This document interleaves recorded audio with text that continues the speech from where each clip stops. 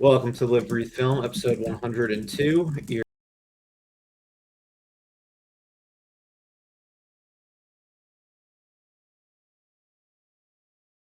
So we'll get right into it. For our feature presentation, here's our summer box office draft.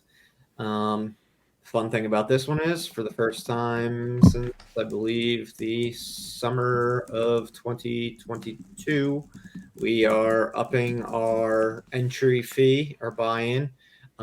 For this pool, it's going to be a $50 buy-in for everyone. Winner will ultimately get a $100 gift card to AMC theaters. There's no promotion involved. It's just a theater chain that's by all of us.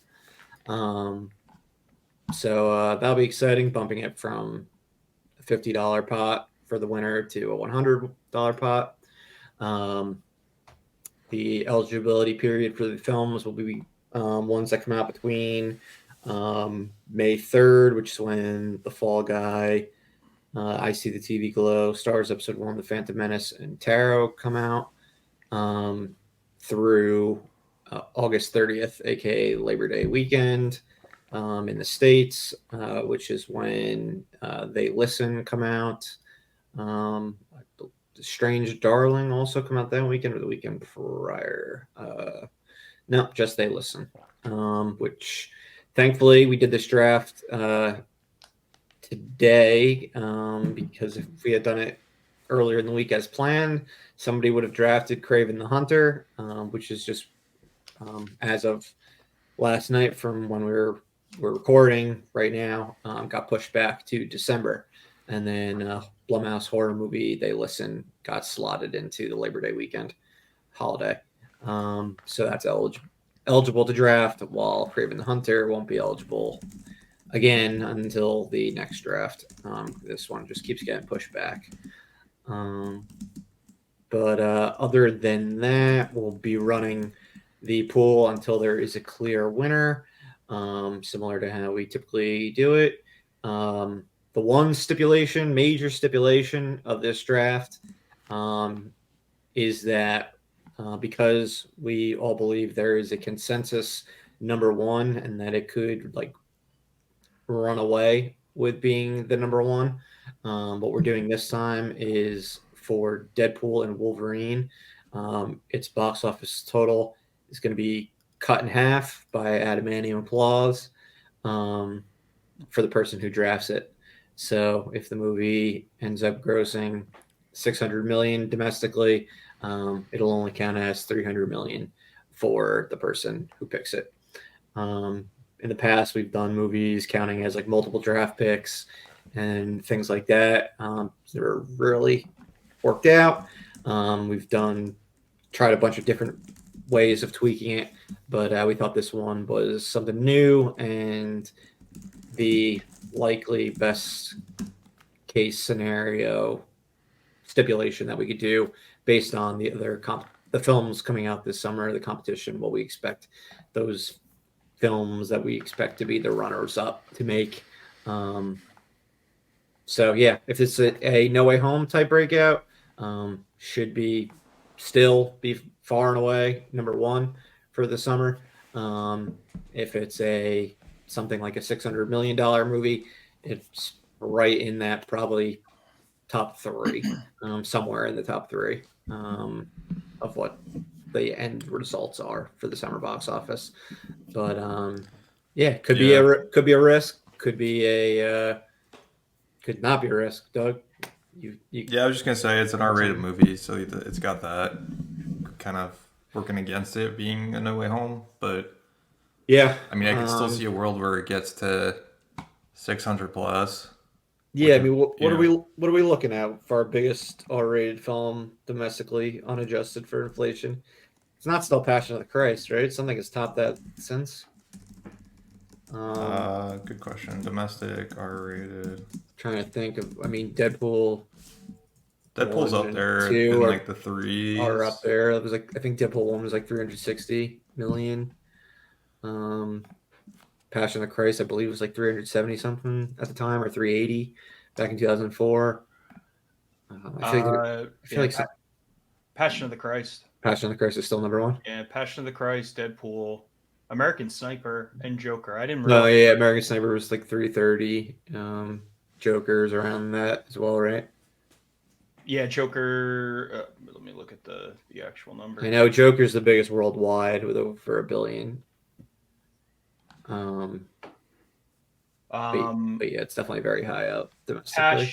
Passion is 370 domestic. Deadpool's 363, so close. American Sniper 350, and then 335 for Joker. So they're pretty close to each other. I'm shocked that American Sniper's that high. Yeah, no, it was a breakout hit. Did So very well. if you adjust Passion for inflation, it gets you to 472. Yeah, and that's like not a movie like for like everyone. audience. Yeah. Movies for everyone like came out way after Passion of the Christ. At least the one like, but if you go back to like a Beverly Hills Cop, which was a 200, I think the biggest movie of 1984 or the same year Ghostbusters came out. It was like 240 something. If you adjust that for inflation, that's fucking massive. Mm-hmm. Yeah, I mean, if you look at the top R movies, there really isn't a comparable to Deadpool as far as this movie. Like you've got the original or Deadpool 1 and 2, but like they don't have the same momentum in my mind. In that they're not bringing in the entire like Fox Something completely different universe. So yeah, multiverse film, first one, Deadpool and the X-Men in the MCU. It's got a lot of different things than a typical threequel has. Kind of similar to No Way Home. I mean, obviously that's PG-13, but you look at the numbers for Homecoming and Far From Home, they were both in the 300 million, similar to Deadpool 1 and 2. And then No Way Home skyrockets to 800 something million. So we shall see. But yeah, I do not think that somewhere between 300, 400, and 100 million is the ballpark number that it's limited to, just because it's an R-rated movie. So other than that, the draft order for this, as we said in our last episode, will be myself, Murph, with the number 1 pick, Doug with the number 2 pick, Corey with the number 3 pick. We will each be picking 8 films. We will be doing a snake draft. So it's going to go Murph, Doug, Corey, Doug, Murph, Doug, Corey, etc., etc. Down until we get to 24. So it's going to start and end with me. Just a brief rundown of the eligible films. As I mentioned, Kraven the Hunter, last minute move to December. We've got in May, The Fall Guy, I Saw the TV Glow, Star Wars Episode 1, The Phantom Menace, re-release, and Tarot, first of many horror movies. But I Saw the TV Glow as an A24 indie. Star Wars, obviously, is Star Wars. As far as we know, it's the only like major re-release that's been promoted for this summer so far, with footage of The Acolyte. Then we've got Kingdom of the Planet of the Apes. As far as franchise films in May, The Strangers, Chapter 1, Furiosa, Mad Max Saga.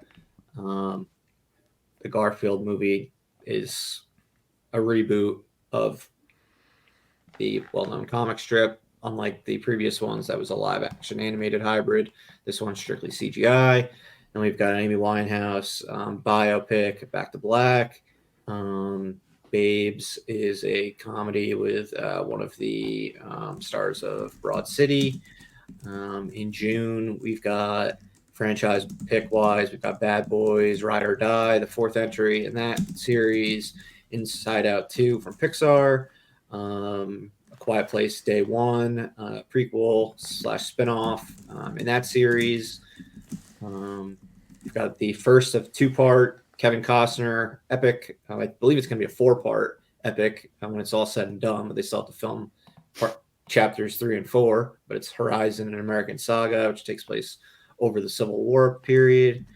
Then we've also got some horror films with The Watchers from M. Night Shyamalan's daughter.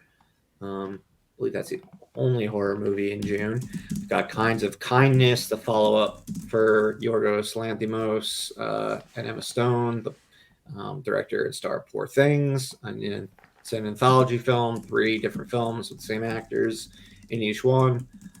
Janet Planet, another A24 film. And we hit July, or is Daddy-O July or June? Either way, it's an indie with Dakota Johnson and Sean Penn. Franchise-wise, in July, we've got Despicable Me 4, which is like the 6th entry in the Despicable Me saga at this point. So we've had multiple spinoffs with the Minions. Maxine, the 3rd in the X trilogy. Twisters, a reboot of the 90s Tornado series. Deadpool and Wolverine, as we've mentioned. Is that it for July? We've also got another horror movie, Long Legs, from Neon. Fly Me to the Moon, another Apple original with Scarlett Johansson and Channing Tatum. Dee Dee, I believe, is a Neon indie film. Correct me if I'm wrong. Or no, some folks features a 15-year-old Taiwanese American boy living in skateboard and love his mother in 2008. That's it for July. Harold and the Purple Crayon. That was actually that kicks off August and was supposed to come out last summer. So it was something we talked about in our summer 2023 draft. None of us picked it, but it does have a trailer now. So it should come out this August. Yeah. Then we've got Alien Romulus, franchise-wise, reboot of The Crow, the popular 90s flick with Brandon Lee. I believe that's the only franchise movie. Borderlands, an adaptation of the video game, which will be interesting to see how that performs after the success of Fallout on Amazon Prime. Then we've got a bunch of horror movies. We've got Trap from M. Night Shyamalan, Cuckoo from Neon, Blink Twice, Zoe Kravitz's directorial debut, They Listen, a Blumhouse film with John Cho, Strange Darling, a horror movie. Yes, it is. Cat and Mouse thriller described as a dramatization of the last 9 months of a serial killer.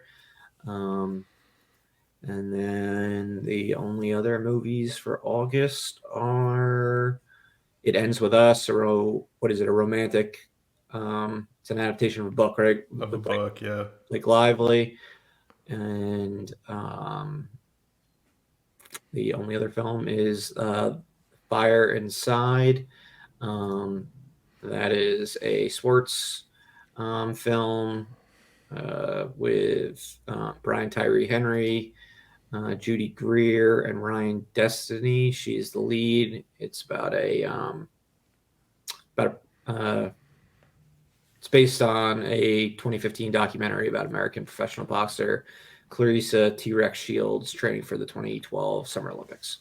So that's it. That's what we got as far as American films from major studios coming out this summer. So your 5 major studios, any of the streamers putting them out in wide release like Apple, and then major indie studios that are like subsidiaries of the big 5, along with your Neons and your A24s, which have breakout movies, or IFC if maybe there was 1 or 2 on there from them. But this is likely the pool we'll be selecting from. If somebody picks a film not selected from here, good on them for doing some more research and maybe potentially finding something that they think is going to be a sleeper hit. But try to keep this list from being too unwieldy.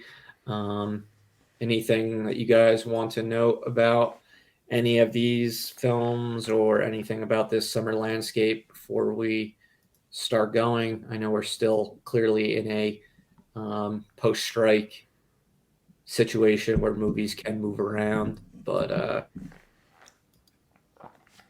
Yeah, I mean, before we started, I think kind of what was notable to me is just the overwhelming amount of horror, which isn't typical. Um, Especially for summer, which is kind of a coveted area. I think, we're probably seeing some fallout from the strikes.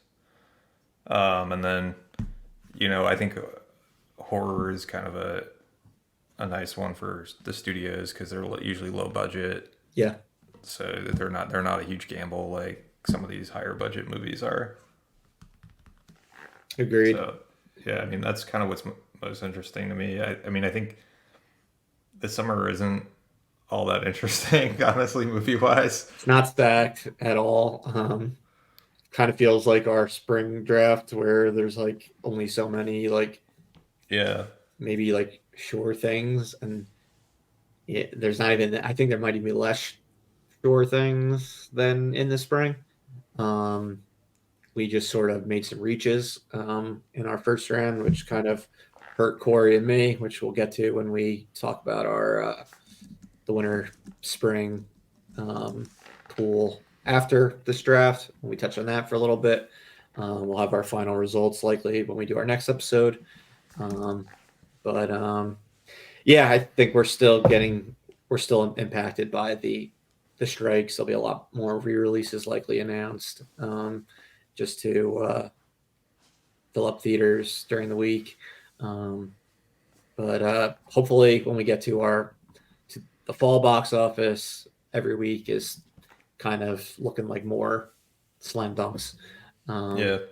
I mean usually summer it's like More a lot choose. more stacked. Yeah, I mean, if you look back at what we had to choose from last summer or the summer before that, there were a lot more options. Even 2021, because everyone held things back because of Yeah, COVID. It was just you didn't know how they were going to perform because it was still like that COVID era. But there were a lot more big movies to choose from. And then 2022, everyone kind of recovered with filming their movies during COVID.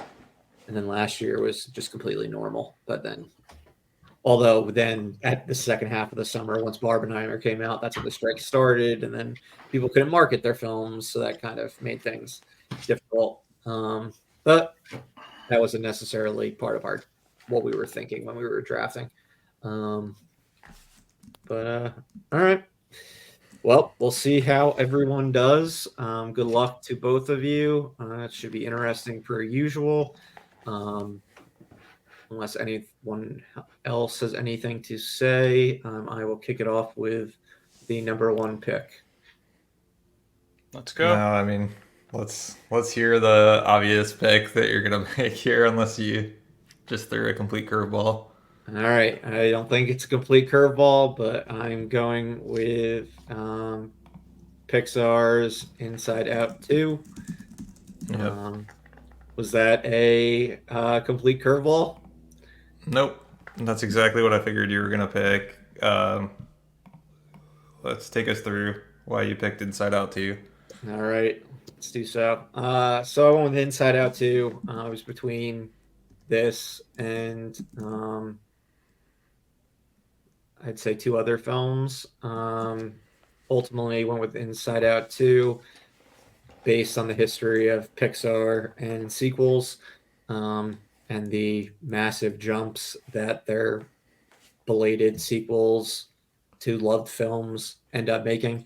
Incredibles 1 to 2 went from 200 something, the mid 200s to 600 million.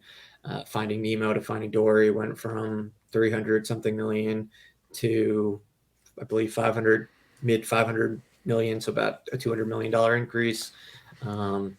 Toy Story 2 to 3 went from the mid 200s to over 400 million. And then even Toy Story 1 to 2, there was a 4-year gap, and that was a $50 million increase. Monsters Inc. to University had a little spike, like 10 million. Toy Story 3 to 4 had like a $15 million, $20 million increase. So other than the Cars franchise, each one has, every Pixar sequel has made more than the previous entry. Inside Out back in 2015 made 356 million.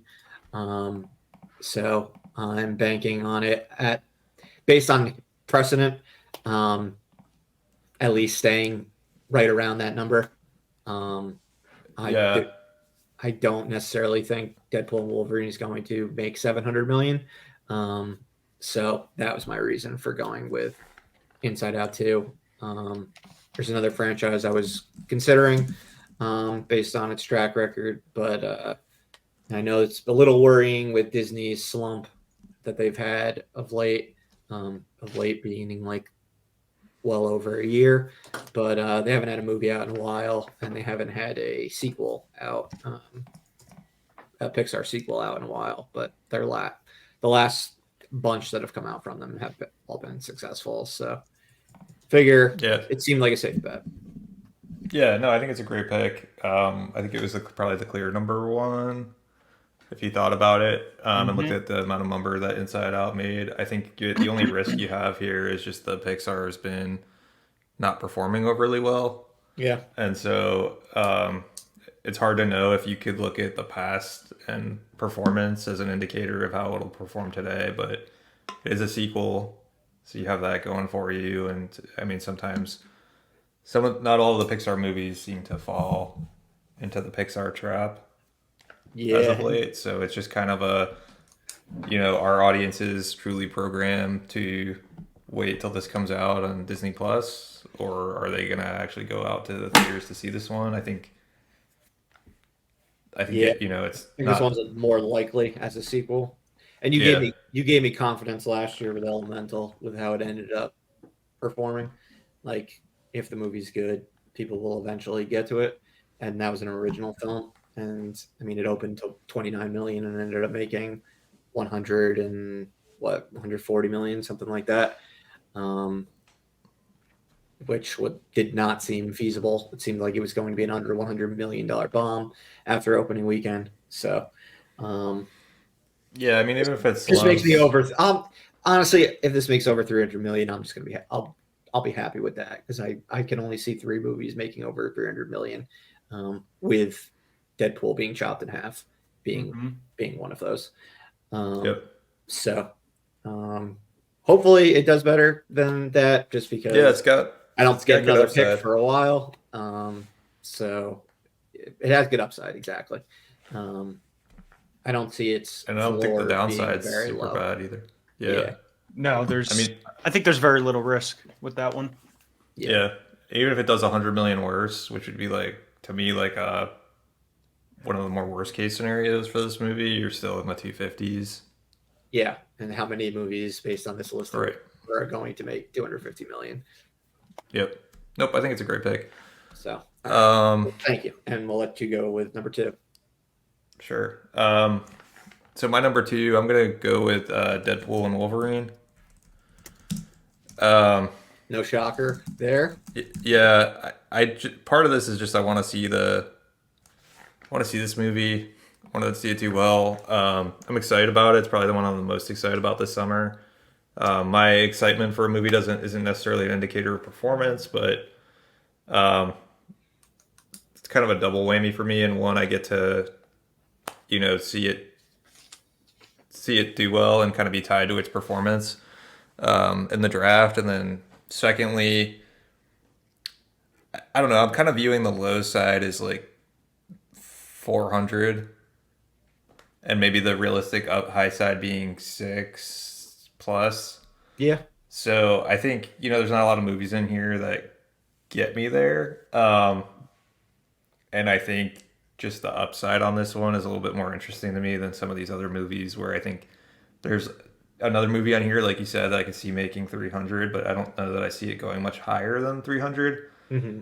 Whereas to me, if Deadpool just takes off, maybe I can get higher. At least it'll be fun to watch. It's not the it's not the obvious number, or what we think is the obvious number for the other one I think you're talking about. But yeah, I would say the low side, you're going to end up making 200 million from it getting chopped Yeah, in half. yeah, and that's a pretty good low side Which for is the movies. yeah, exactly. And the high side, um, like you went said 600 or above. Like if it makes 300, like it very well could be the number one movie. Um, Yeah, and it hopefully helps it from being a runaway if Inside Out 2 performs yeah. well. If I can stay Um, within 100 of you, or yeah, so yeah, that's kind of my thought on that one. But we'll it, see. I understand that I've got the we kind of talked about a little bit in the opening. The R rating is really the biggest yeah. I limiter mean, right now. I don't think it's as bad as it's made out to seem. I mean, this is about as all audiences as an R-rated film can be. Um, like it's still like a bright superhero movie, starring. I mean, Wolverine was the star of what fucking 7. 6 PG-13 rated um, X-Men movies and then one R-rated X-Men movie. Audiences have grown up with the character. There's going to be nostalgia for seeing whoever they throw into the pot of this film, which they're keeping things um, secretive based on the 2 trailers so far, which is cool. Yeah, But it's good. It'll help it have seems like that it's going to be a like lot of fun. opening weekend pop I because mean, people aren't going to want to yeah, get things spoiled. think of what Doctor Strange did just based off like what like people were hoping were going to be like much more exciting surprises. That was a Yeah, $400 million movie, while the first one made only low 200s. Um, I suspect this is going to be, and maybe I'll be disappointed again, but hopefully not. I think this is going to be probably what people were hoping for with Multiverse of Madness. I'm getting the impression that that is the same case. And yeah, it's been what 6 years now since Deadpool 2. So it's been a long time since Merc with the Mouth has been on the screen. 7 years since Logan. So there's a lot of pent up demand. It feels like Yeah, the Fox deal happened a million years ago. Like it was pre-pandemic, and people have been waiting for Deadpool to join the MCU ever since. So it's finally happening. And yeah, yeah, no, I mean it's a good pick. Slightly, I thought it was slightly risky, but I yeah. totally understood you taking it, and it was something that I was considering. So, Corey, we will let you do your back-to-back picks now. No rush, but I imagine you have an idea of what you're doing. Yeah, no, I know what I'm picking. All right, what do you got for us? Despicable Me 4. All right, and yeah, the Yeah, obvious figured there's number Yeah, I 3 pick. was like, there's no chance that this comes to me with Corey having back to back, but if it did, I would be really happy. Yeah, I knew this was not going to happen, but my original plan was to get Inside Out 2 and Despicable Me 4. But Yeah, there's zero shot of that. yeah. I mean, you'd fucking be winning. Corey won the draft. If that was the case, that's almost guaranteed for 600 plus million. Yeah. I mean, Despicable Me is just such a reliable franchise. Yeah. It's a boring pick. Like it's drafting an offensive tackle, Very or boring. like an offensive lineman in the NFL draft. Mhm. Not since it is draft weekend. It's boring, but it is fucking reliable. Yeah. All right. And then my second pick, another probably somewhat boring, but a little bit more risky in a way, Furiosa. So I think this movie's going to do well. I'm just not sure how well it's going to do. I think there's a world where it does like 200 million.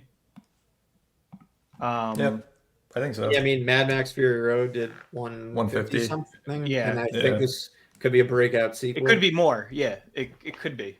But I think it's at least going to do like 150. It also, I believe, is like the only movie this summer that has IMAX for multiple weeks. From looking at the schedule, it looks like everything's kind of limited to like a 1 week run. Maybe Deadpool and Wolverine probably has more than 1 week, just because of what's coming out in early August. But May and June are so stacked that everything's kind of just going to get kicked out of the PLFs almost immediately. But nothing comes out the week after Memorial Day weekend. So that's a pretty big thing that you have that Furiosa has to its advantage. Yeah, no, it was definitely a movie that I thought could come back to me and one that I would have picked. Wasn't coming back to you. That was gonna be my pick. Okay. Yeah, I figured both of these would definitely be gone. Also, Yeah, no, you definitely weren't getting it. If it went back to you, so It starts to get a little bit harder right now. Mm-hmm. Yeah.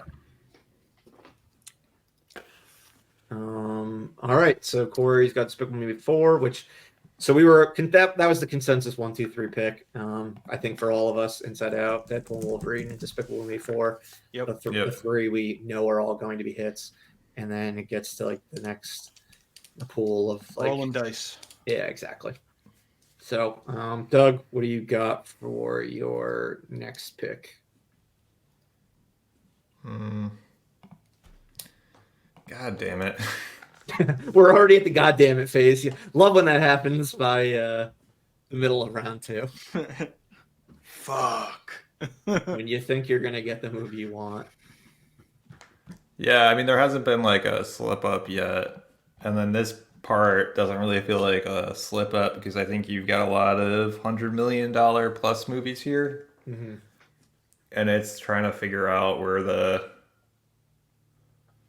what's got the upside versus Yeah, exactly. It's like, do you think anything can break out, or do you go with the safe, like, all right, it's going to make 100 million? Because there are a bunch where I'm like, all right, I'm very confident this is like it's guaranteed to make 100 million. I think I'm going to go, and I hate it because I don't want to see this movie, but I've got a movie that I want to see on my list. Okay. I think I'm going to go Bad Boys, Ride or Die. Okay. I would have likely been taking it if you took one of the other movies that I had right above it. Well, right above this and Furiosa. I mean, you're following the biggest film of 2020 with Bad Boys for Life. Granted, it was a COVID year, but it made $200 million. That's why I took it. Is I saw that it made $200 million. I think there's some question marks on this movie, but I think like the low side is still probably in the hundreds. Yes, the low side is absolutely in the 100s. Right. You may. I don't know if 2 made 130 something million back in 2003. Yeah, so I don't know if like people are low on Will Smith right now post the slap gate I think audiences are very forgiving. Yeah, or like, it hasn't been as long of a gap between movies, and so does it have the same amount of excitement? I don't know. I just, like I said, I think this movie, to me, the upsides, or not the upside, but just like where it could potentially land in the 100 to 200 range, seemed a little bit safer to me than maybe some of these other ones on the list that I could also see hitting around there, but maybe it's felt like a little bit more of a gamble. So I may have played it too safe on that pick, but we'll see. Yeah, no, I mean, I see it making somewhere in between Bad Boys 2 and Bad Boys 3. Like, it doesn't have the benefit of opening in January like Bad Boys for Life had. Yeah. Like, it's got more competition around it, and it is following the slap. But I mean, it's one of Will Smith's most popular franchises. Like I said, I think audiences forget and are forgiving.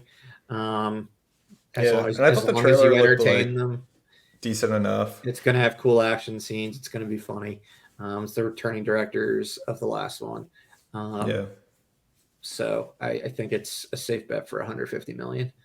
I think that and Furiosa are both safe bets for 150 million. Okay. I think I know what you're going to go with, but there's 2 on here I could see that you could go with, but maybe I'll be wrong. Well, I guess you got back to back. So I got back to back, so I get to do 2. We'll get to see if you guess the correct 2. All right, so I'm going to go with one that I could potentially see being a breakout pick. It's a risky one. but I can. It's the only other. It's like the only movie I can see being a breakout hit. Going with Twisters.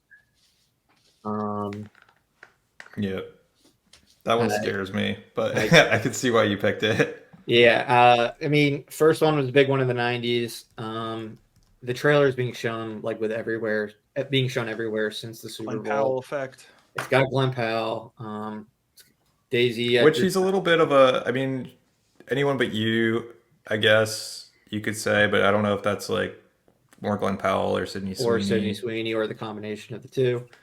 But yeah, he's coming off that. He's coming off Top Gun Maverick. Like he's got Hitman this summer on Netflix, so he's going to be seen in that, and that's supposed to be fantastic. Yeah. Where the Crawdads, fucking Live or Die. I forget what the movie was called. I think Where the Live. Crawdads Live. That was made nearly 100 million. So Daisy Edgar Jones is known by female audiences more than male audiences, but she's nice to look at, so she'll also be popular with male audiences. It's from the director of Minari, so it's got a strong director. It still has Amblin, Steven Spielberg's involvement, like behind the scenes. I could see this one being one that looks awesome on an IMAX screen or a Dolby, something like that. There's not many PG-13 rated movies in July. It opens a week before Deadpool, which I'm not like a huge fan of, but this can get families to go see it. Like I saw Twister in theaters when I was 9 years old, while I wouldn't have been allowed to see Deadpool and Wolverine when I was most likely. Yeah. I don't know if I would have when I was 9. Most likely I would not have been able to. Probably not. And it was the number 2 movie of that summer. So that was the summer kickoff film. Did move up the summer kickoff film to early May, but or mid-May. But I think this will perform pretty well in July. It's kind of a risk, but it's one where I can actually be like, okay, I could see this one. I could see a world where this makes over 200 million. Yeah, no, it's a swing for the fences a little bit. Pick. I don't think the low side is really that bad. I think you could still probably get in the 100 million. Exactly, that's what I was thinking as well. I was thinking low side he makes 100 million. So it's not a huge risk, but I think the question marks for me with Twisters is like, I don't know that the first Twister has like this place in our like culture where people just like talk about Twister all the time, kind of like if you're comparing it to Top Gun Maverick. Yeah, totally like, not. And yeah, it doesn't have any and none of the original American cast. Yeah. So you've got that also not there either. So I think those are like the question marks to me, but I don't hate the pick it by any means. I think I was just a little too afraid of the low side. Yeah, I mean, I'm looking back at the original. It made 240 million domestically in 1996. I mean, it's a throwback to fucking disaster movies. Just a dumb popcorn movie where shit fucking gets destroyed. I mean, people eat that shit up. So, like I said, I can see low being 100 million. I don't see this being an Independence Day resurgence type bomb, like we saw from that other 1996. Unless the movie's just like complete trash, that's the only way you get there. Yeah, which it'd be like a one and done weekend, or if it even has that one weekend. But we'll see. It really comes down. The marketing is just going to have to be strong. They're going to have to keep the stars out in front of people. That'll be a difference maker. It also has our new Superman in the cast. It's got what's his face from Hamilton. What was he? W. Diggs or no? The one who plays Hamilton's son, and the one that's Anthony Ramos. So it has an interesting supporting cast. So yeah, so Twisters with my number 6 pick, and then did you think I was drafting that, Doug? Was that one of them? No, I thought you were going to play it safer, but like I said, I don't hate Twisters. Okay, well I thought you were going to pick that. I'm going safe with my other one. I drafted A Quiet Place Part 2 back in 2021. I'm going with A Quiet Place Day 1 in 2024. I mean, this franchise just has had consistent success. Yeah, it's a little risky in the fact that it's a spinoff where it doesn't have the stars in it, but Even A Quiet Place Part Two didn't have its co-lead in John Krasinski, at least in the marketing, and made 100 and 50 or something. yeah, like 160 during the Yeah, summer of 2021. Like it was the it's it. first big movie post COVID. The first one was 188 million, and the second one was 160 million, and that was in a COVID summer. So this feels like 100 something million is guaranteed, with Lupita Nyong'o, Joseph Quinn, Ijuan Hansu, etc. Alex Wolf. Share your thoughts. Yeah, I mean the only downsides I saw with this movie, well, one, I think Quiet Place Part Two performed very well considering that it was summer of 2020, or you had a depleted box office. Granted, there also wasn't as much competition, so I think that's kind of interesting on the upside. On the downside, to your point, Emily Blunt's not. Although you didn't have John Krasinski in Quiet Place Part Two, you did have Emily Blunt. It was a kind Yes. of a continuation of the story from the first one. Um, and John Krasinski directed it, which I don't know, like if the average movie going audience, pays attention to that or not. Yeah, Versus exactly. They this still have third it. They're one, still promoting his name as like the story is by him, and he's a producer of right? it. And they're showing him in the trailer, and they're showing Emily Blunt in the trailer. To Yeah, I be, mean, which is it's smart. You want to tie it as connected. much to that type Yeah, of stuff. So, but the downside is just it's it's not a follow up to the story of one and two, and it just doesn't have. It's not the original characters, but exactly. I mean, I'd be much more comfortable if this was Quiet Place Part Three next summer, yeah, but I think the fact that it's in a city setting also is something different that differentiates it from one and two. Again, it's like the start of the aliens coming to Earth, which yeah, that opening scene in part two was fucking awesome. So seeing that on a grander scale, I think should have audiences hyped. PG-13 rated horror movie, sci-fi horror movie. I think is pretty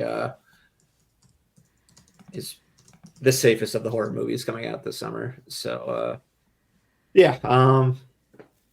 So yeah, those are my two back-to-back picks. Going with a lot of the Earth being destructed, with Twisters and A Quiet Place Day One. So now, Doug, we are back to you. Let's see yeah. what you're thinking. I'm gonna go with Kingdom of the Planet of the Apes. All right, another reliable franchise.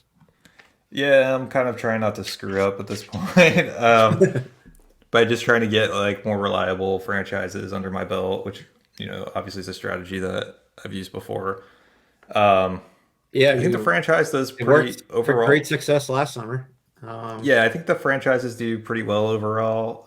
This franchise, granted, it's not part of the prior series, and so you kind of have like that Quiet Place issue where it's a different story, different cast.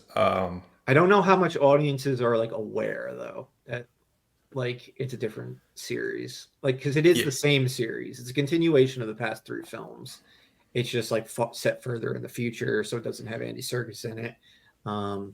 But how many audiences? Like, I guess they're like, oh, I know Caesar, but they don't necessarily know. Like, general audiences aren't like, oh, it's Andy Serkis. It just yeah, and it doesn't to have any me, big live action actors like the last ones have had. Not that they were like huge draws. Um, yeah. I mean, but I guess I kind of view this as like mid 100s to 200 on the high side. yeah, And so to me, like with the other movies on the list, this one kind of just seemed like the safest that I have left on my list. But I could, yeah. I mean, it comes there out could be others early here and with higher upsides. it comes out early in the summer. It's got that to its advantage. The thing that worried me was the big drop from Dawn of the Planet of the Apes to War for the Planet of the Apes. You had 208 million for Dawn, and then War fell to 146. So that had me a little nervous. Um, but overall, like it was a very successful trilogy. Like Rise of the Planet of the Apes was right in the middle of that. The first one with 176. So I do think it's a guaranteed $100 million movie. It just how high can it go? Can it reach the peaks of what Dawn of the Planet of the Apes did, or what even Rise of the Planet of the Apes or Planet of the Apes from Tim Burton in 2001, which made 180 million. If you adjust for inflation, that's fucking like probably a $300 million movie now. I think it was the second biggest opening weekend of all time when it came out. Yeah. It could make Bafo box office. So yeah, no, safe pick and something that it was like coming right up next on my list. So all right. Well, all right, let's see what this. What I'm starting to get like what not were you happy about? What were you about to what's- say? I think I was just about to. I was looking at my list, and we're starting to get out of like that second tier. Yes, we are. We're starting to get to shit's scary at this point. Like Yeah. we're kind of just throwing we're guessing a lot at this point. Yeah. So let's hear what Corey's two guesses are. Um, And no rush. It sounds like you got at least one ready to go. One in the chamber. yeah, I'm gonna go with Alien Romulus. Comes Okay. out in August. Our last like real franchise play. I think this one has potential to be big for horror and for this series at least, because it's got the name. And if it's good, and I think it'll end up probably at very least making like 50. Oh yeah, no, it's absolutely exceeding $50 million. You don't have anything to worry about there. I mean, Alien Covenant made 75 million. Yeah. That was That's the probably the low end for that it. was the most recent one. Yeah, I would say that's probably like the low end. I was thinking probably between 75 and 100 for this movie. But I mean, if it's like a great movie, Prometheus was an outlier Yeah. in that it made 126 million. I mean, what Alien versus Predator do? That was the last big one, 80 million. And then you're going back to the original series, so it's like you really can't even compare. Yeah, I mean, Romulus, it was the last like safe pick. I think there was like in my rankings, I had 11 safe movies, and I was pissed because doesn't get back to me till 12, and Romulus was one of those 11 movies. All right. Yeah, I mean, the movie's supposed to be fucking awesome, so you got that in its favor. There's a lot of horror in August. That's the one thing that has me a little nervous.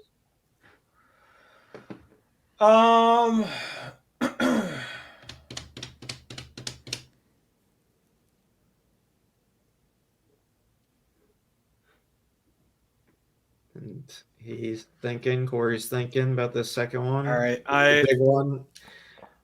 Because when we get back to you, the next one, it's the guessing game at that point.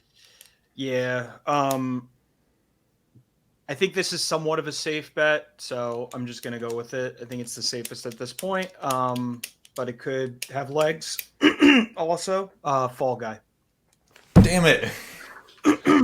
Our summer kickoff film. Yeah, this one is going to be interesting. I think You've got Ryan Gosling and Emily Blunt. It looks like a movie that I could see totally debuting on a streaming platform, like one of those like Red Notice, The Gray Man. What are some of those other ones that have come out recently? The one like Chris Evans and Ana de Armas. Was it not the breakup? Those various action movies with Chris Evans, Ryan Gosling, and Ryan Reynolds, and The Rock. But I think Ryan Gosling probably he's got by far the most momentum right now, coming off of Barbie. Yeah. He's pretty. popular right now. Yeah, I mean, Emily his Blunt always- SNL episode was like the biggest episode they've had in a very long time. Yeah.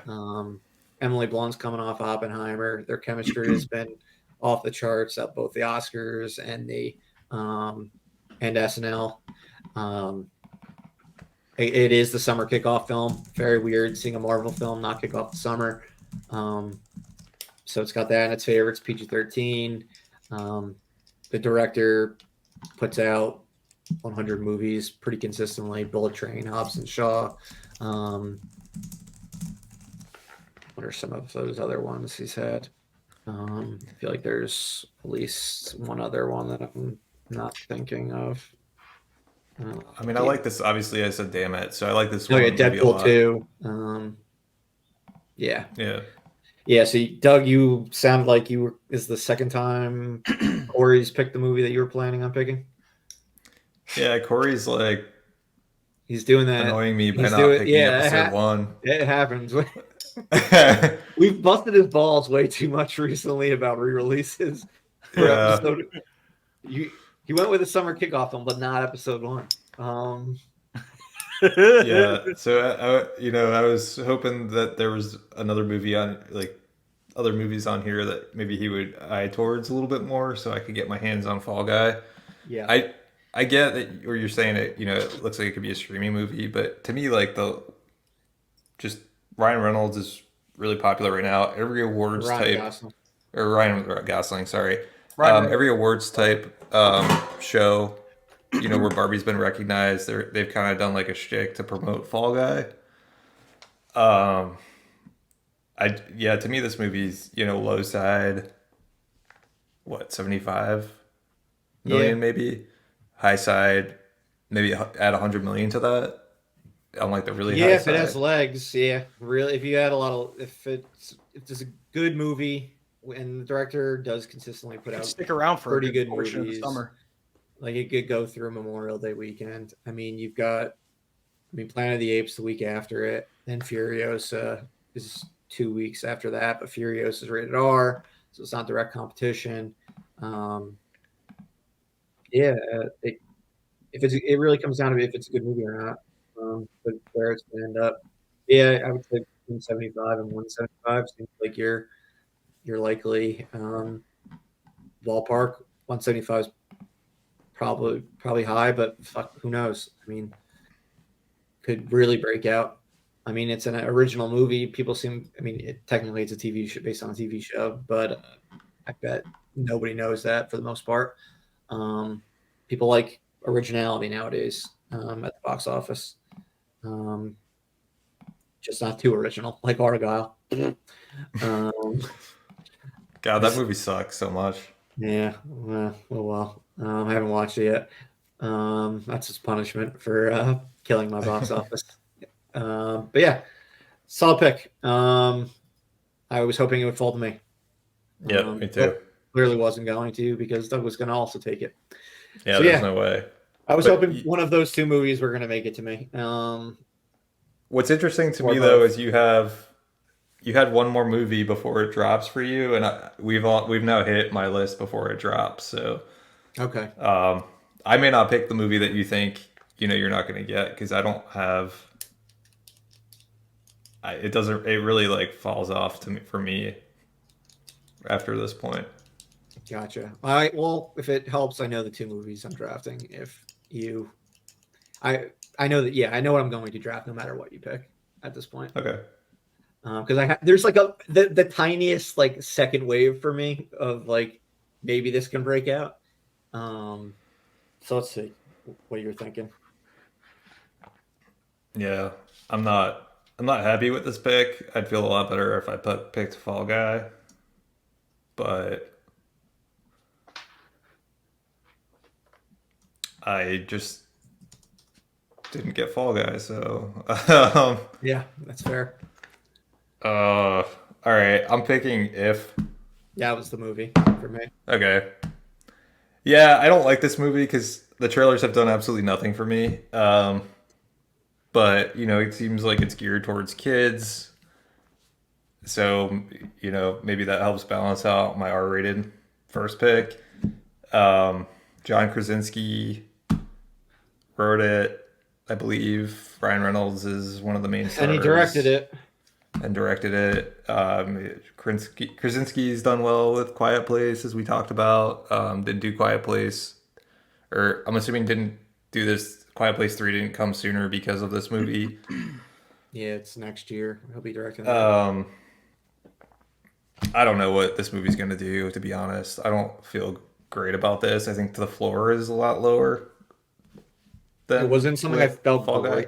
great about, but I think it's the last one that could potentially like really break out. Yeah, I mean, it could have legs. It could do well with like family audiences. Again, Ryan Reynolds, he's very much like a butts in your couch type like movie star. With the amount of streaming movies he's put out in the past like so many years, like why go see him in theaters when you can watch him on Netflix? Deadpool excluded. Yeah, I was gonna say I'm kind of banking on Ryan Reynolds this summer. Yes, you very much are. But I can totally see this one breaking out as like an original family movie because it's really like the only original like live action family movie that I think like has any real potential. So I was hoping at least I was gonna get that one. I would thought you might. have been very happy if it fell to me. You All thought right, I was so gonna you thought I was gonna take it in the last round? Yeah. Well, I was wondering if this was the movie you were thinking of, or Gotcha. is there another movie on here? There's another movie on here that I have a feeling you're going to draft, and maybe always had in your head you were going to draft, unless I took it. So I'm interested to see if you do take it. All right. Well, yeah. Here's the next like two where I'm like, all right, like this is like, I'll go with the franchise one first. I'm gonna go with the Garfield movie. Not something I have any enthusiasm about as like a moviegoer. It probably will make money. But it's an animated movie that comes out after a complete lack of animated movies. Like we haven't had one since Kung Fu Panda 4. This opens in May. It opens like 3 or 4 weeks before Inside Out 2 comes out, and then before Despicable Me 4. So before those two mega movies. So I felt comfortable. The Garfield name is known. Those two movies, the one from 2004, I believe, made about 75 million.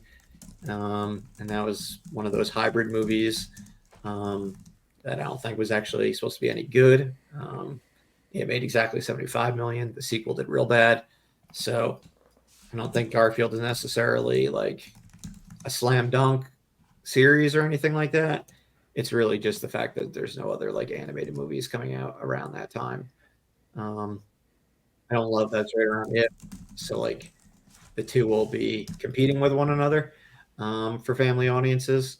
But then again, it comes out for the Memorial Day holiday, so there should be enough room for two movies. And this will be for the younger audiences. And it's got Chris Pratt as a voice, and all Chris Pratt animated movies do good. After Lego Movie, Mario, etc. So was that one of them that you thought I was going to take? Yeah, I think I know both of them, to be honest. Yeah, But okay. we'll see. All right, and then the next one I'm going with is the last of the ones that I think have potential to break out, but it could also bomb hard. It's Kevin Costner's Horizon: An American Saga, Chapter 1. I have no fucking clue what to expect from this, but I'm hoping that it has like a major Yellowstone bump and does some box office from this. It seems more of a safe pick than the second one, since God knows what the first one's going to do. But I mean, it's a Western with Kevin Costner. We shall see. Nothing at this point seemed safe, so I was like, fuck it. This one I could potentially see breaking out. I mean, he made Dancing with Wolves. massive hit, but Western is a fairly reliable genre. So I figured why not. I don't love these two back-to-back picks. I was hoping Alien, The Fall Guy, or If at least one of those two would fall to me. Because again, I thought those 11 movies, like once you hit our number 11 that we drafted, that was like the ones I feel very comfortable about. These last two were like the ones where I don't feel as comfortable about, but I feel more comfortable than everything else coming up. Any thoughts from you guys about Horizon? I think Garfield. I think is I think that's guaranteed to make like probably 100 million. I think that's going to do well. Be nice. I mean, if it does what the first one did, adjusted for inflation from 2004, it's a pretty penny for me. Yeah, I think that's a kind of a sleeper. Horizon, yeah, I think it'll be a good pick. I think it'll make money, but I'm not sure how much. Just yeah, it's one of those like I don't know what it can do, but I figured it probably wasn't going to make its way back to me. But so. that fan base, I could see going out to see this in droves too. So I don't know. Yeah. I honestly have no fucking idea.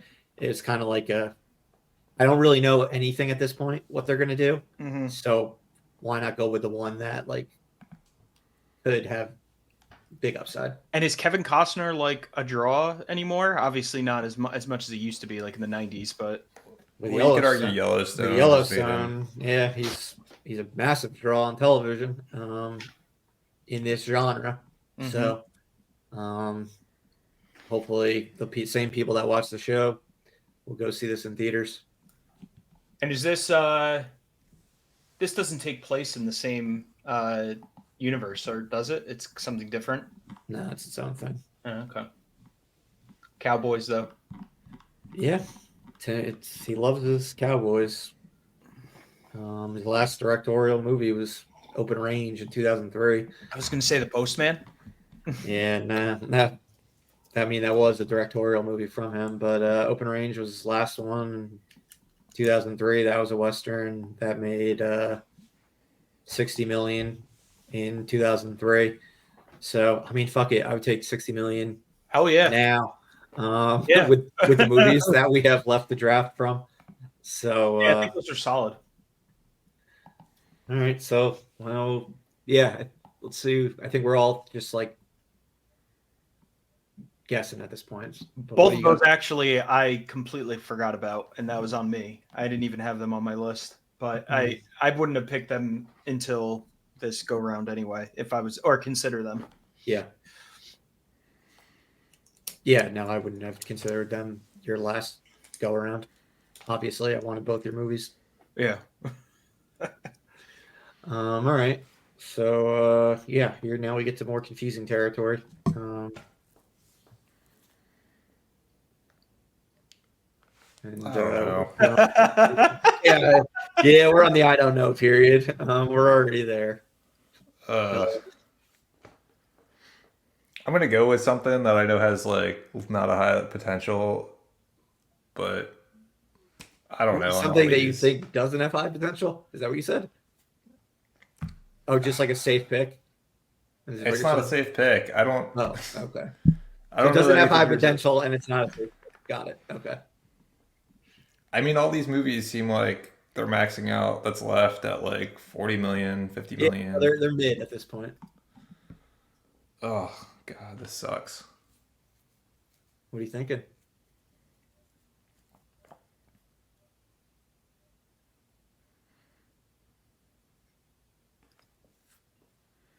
It's gonna be poo-poo when it gets back to me after the next four movies. Granted, everything's a crapshoot at this point, so maybe I'll be happy with whatever I get.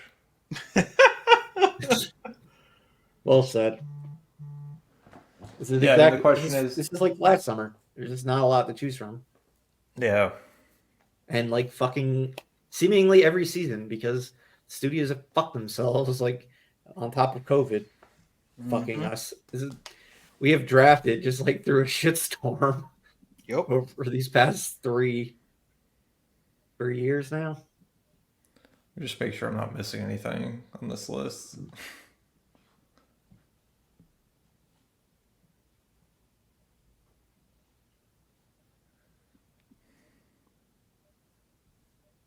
He's thinking. He's looking. Doug's looking over his list.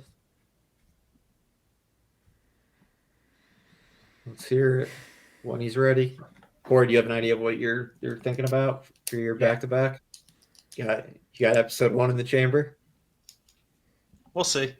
I mean, now it doesn't matter. I would have preferred if Corey took it earlier in the draft. At this point, who gives a shit? Yeah, I mean, now it's like, whatever. Maybe that could do as well as these movies that we're going to pick. He's not doing it in the first round, so what's it fucking matter? I think I'm going to go with, and I don't like this pick at all, Okay. Right. but I thought the trailer looked good, and it's probably deceiving, and it won't perform well, but I'm going to go with Trap. I knew you were going to do that. M. Night Shyamalan movies haven't performed well, so I that's why I don't like this pick at all. I think Old wasn't good in that it did 48 million. I don't know if like the height on this is probably more like maybe 50. Knock of the Cabin made about 40 million. Yeah, so I mean that's kind of where he's been at, but I think the trailer looked good. Bro, looks good. He's working with a new studio, so like he's got some different And marketing behind it. I I think the trailer did a bang up job. yeah, I thought the trailer it seemed like a really intriguing premise. You're not going to have to hear people bitching about what's the twist going to be because they already showed it in the trailer. Yeah, I mean, granted, the twist is the entire concept of the movie, but I thought they did a good job just doing the twist in the trailer. yeah, and some of these movies I could just see performing worse, believe it or not, than the 40 to 50 million dollar range at this point. No, it's a safe pick. I was hoping it would come back to me. So yeah, that's where I am. I don't like it, but kind of is what it is with this list at this point. Yeah, that's fair. All right.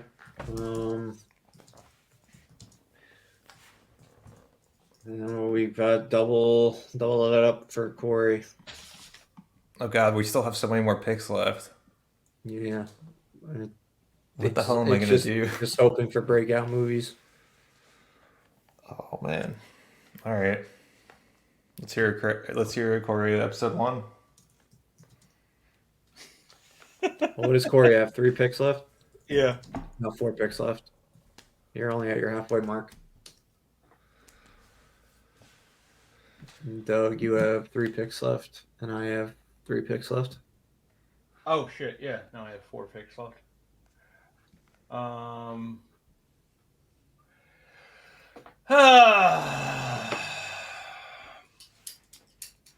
right. Well, one that I'm definitely going to go with because I think it's going to make at least. I think it'll make 60 million at least. Is Borderlands. I knew you were going to take that as well. You're not making the same mistake you did last time, and not in the fall, and not taking your comic book or your video game movie with fucking Five Nights at Freddy's. People are gonna go see this. I'm not sure. I don't even know if it really matters if it's good or not. I just think that There's no way it's a good movie. Yeah, I think it's going to be based on the fact that they pushed it like 3 years. They pushed it so many times. Yeah, this movie's been like done for so long, and it's so good. And the trailer looked shit. Like it's not a good movie. It's just a question of like, does it matter? Yeah, will video game fans just see it to see it? And I think with Thanksgiving, like Eli Roth, I think people will also go see it for that. They're not really promoting his name, I don't think, in the marketing. Oh, they're not? Oh, okay. I don't think they have. I mean, he didn't even do the reshoots, so. No, he didn't. I mean, they're just ripping off Guardians of the Galaxy in the trailer, so maybe you're gonna get some luck with that. I think people will go see it. I thought about it. I was going to take it if it came back to me, just like I was going to take Trap if it came back to me. Yeah, I was probably between that and Trap, to be honest. The fact that Trap to me seemed like it had the potential to be a good movie, and Borderlands I know is gonna suck. Yeah, That was a difference maker, but I don't know that it matters. concerts are so hot right now that it's got even that like element to it, like being in the zeitgeist. Yeah. But yeah, Corey, so far everyone's been drafting really well. Yeah, there hasn't Mhm. like everything that's been drafted has been within my top 16. And what are we at? 15. So yeah, Yeah. it's all basically going how I was expecting it to go. I just don't fucking love that. With me having the number one pick, like I think you guys have Oh, I think you were sitting had an pretty with that advantage. number one because you got You got padding.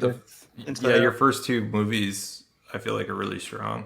Yeah, it all depends on if one like breaks out, like it's like I'm hoping. All right. I'm not. This is definitely a gamble, but I'm thinking because the original did pretty well back, I think like 2008, and this is new trilogy. So Strangers Chapter 1 trailer seemed decent.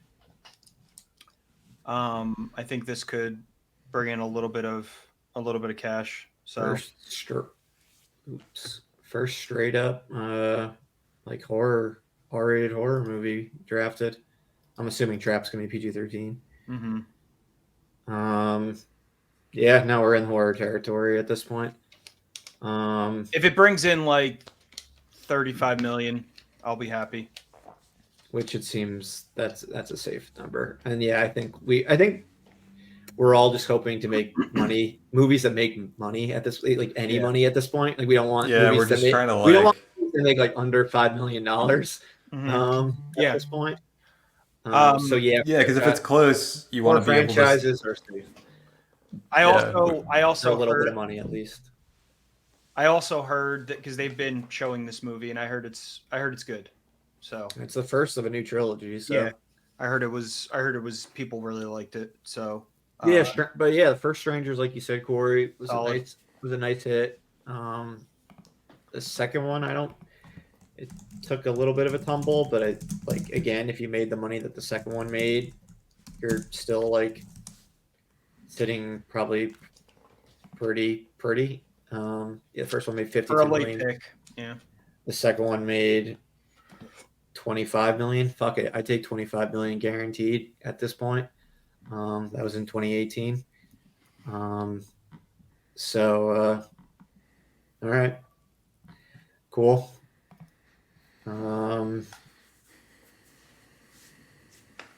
Yeah, now we're still throwing. I don't know what I'm going to be doing coming up soon. You could bring the bike riders home. I could. Believe me, it's something I've thought about, even though I had zero success bringing ordinary strangers home. Although it made 20 million bucks, so Yeah. all my movies made over $10 million at least. Didn't win, but didn't have any outright like less than $1 million movies.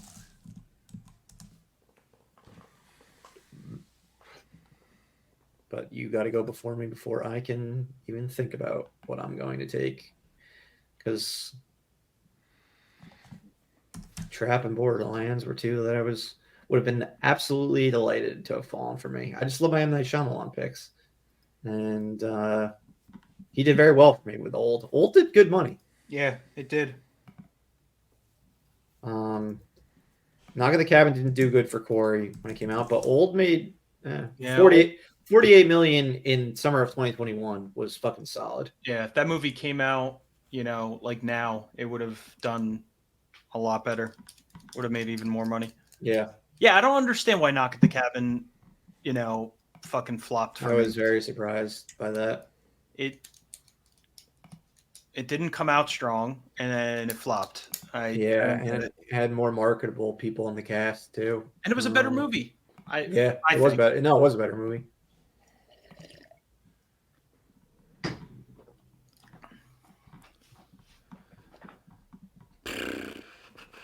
Doug's gonna throw a monkey wrench into I mean, my. I don't even know yet, or into your plans. Well, Into you got a long time till you go, Corey. No, I was gonna say he's gonna throw a monkey wrench into my grand plan and pick episode 1 Oh, re-release. that would be the shocker of the draft. To thwart my long game plan. Or he's just making us think he's not going to draft Star Wars, but we know it's coming. We know it's coming. It's just about, are we going to do it before him?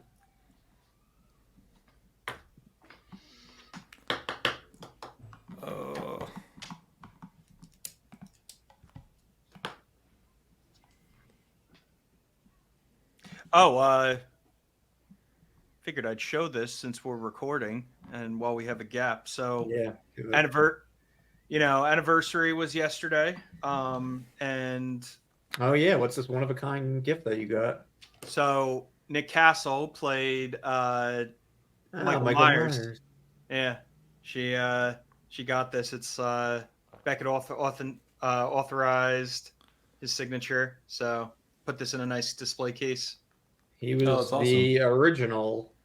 Yep, Michael Myers, right? Yeah, and he was in the new trilogy. Yeah, he was. Pretty cool, right? Yeah, no, it's very cool. So, yeah, he was in Halloween 2, and then the new trilogy. Mm-hmm. Yeah, it came with it's Beckett certified. Came with the certificate. So Kate nailed that gift. Nice. And it's a good one.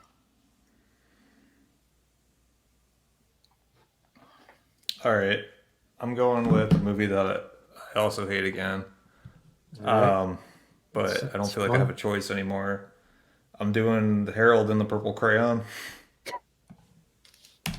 Don't hate it. I can see it. It looks horrible. I can see it completely bombing, but I can also see it making money.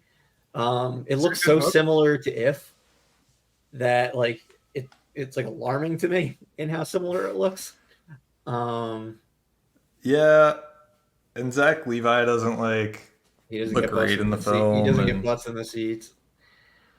But it's like it's the only other live action family movie of like the summer. And it's super far out from If. So and when I kind of did one of the things I like to see is just like how many people watched the trailer. Mm-hmm. And it had like 11 million views. So that kind of showed to me that there was some interest.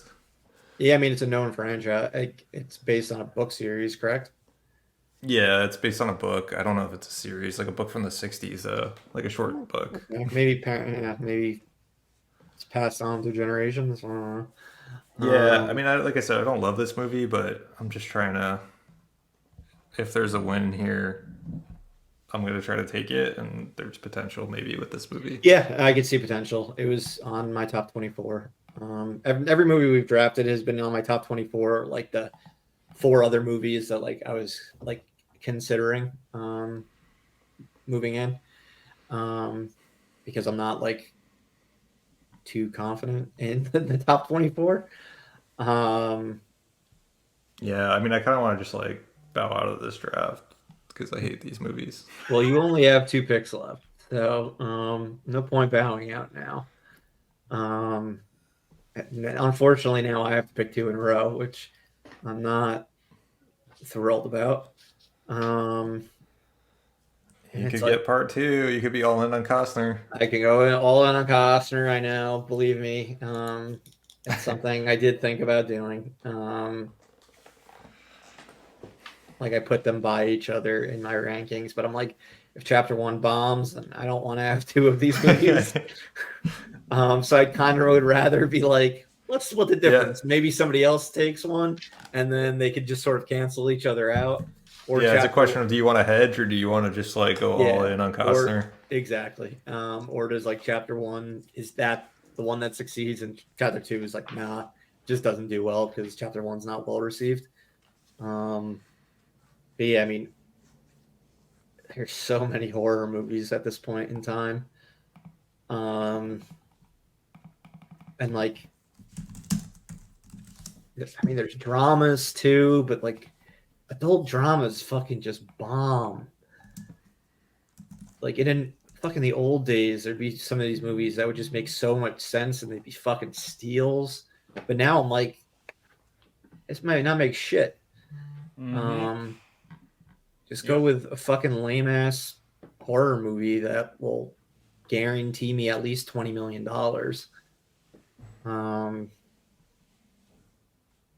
So this is fucking hard. Yep.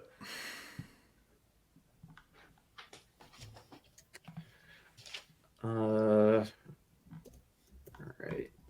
I'm gonna need a minute to think about what we're dealing with here. I will be right back. Yep, you take your minute or however long you need. All right.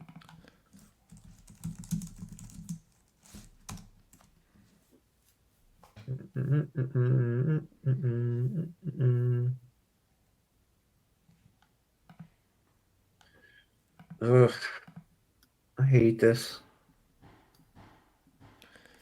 Yeah, it's really hard at this point. Yeah, it really is. I don't like it at all.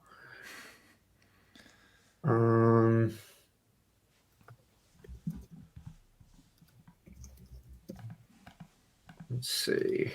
I'm doing a little bit of some research. Kind of wish I had gotten through all the trailers, because now we're at movies that I didn't watch the trailers to. Okay. I mean, if it helps, there's nothing that looks like a big hit. Otherwise, I would have been like, "Bam, I'm taking it." Yeah.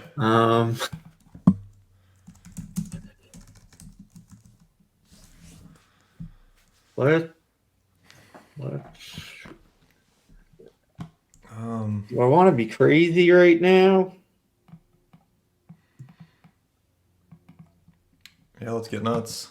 Do we want to get nuts? Come on, let's get nuts. I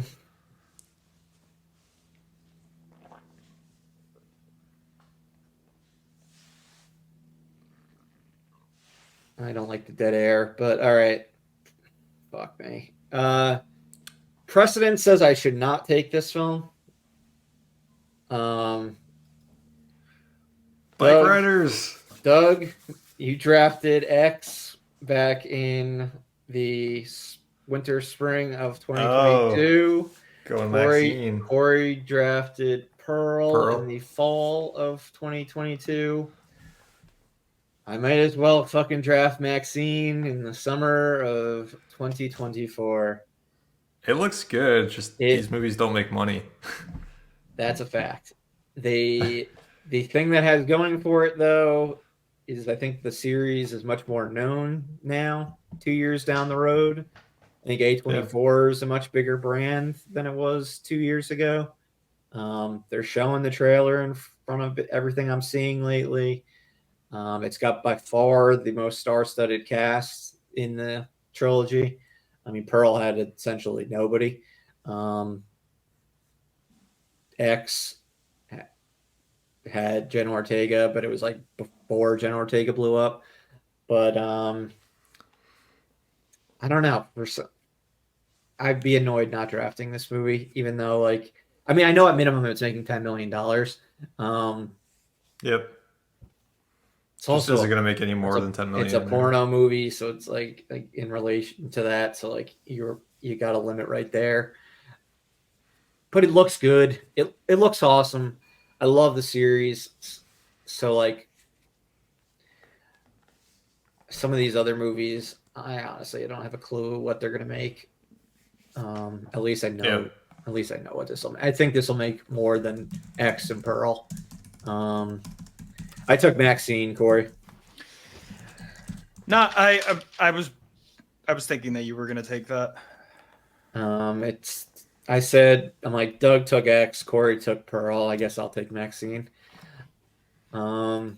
That was a lot of my logic that went into it.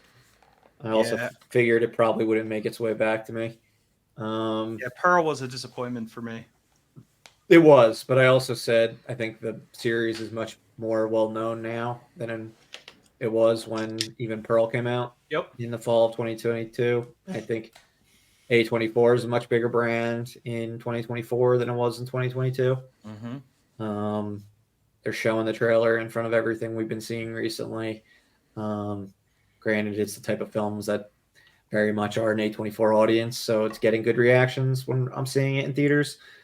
But I know it's going to make at least $10 million based on the last one. So at least like I got that going for me. Yep. So hopefully this one can break out to 20 million. It was probably a stupid pick, but I love the series.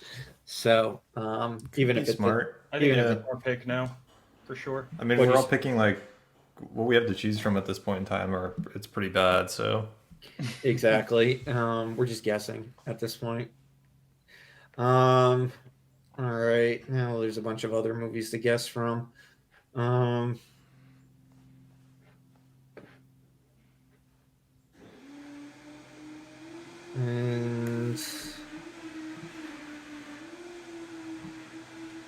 all right.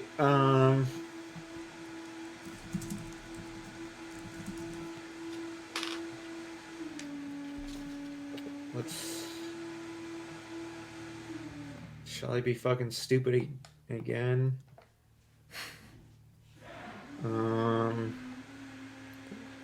take part 2 and call it a day. Yeah, I could do that. God damn it.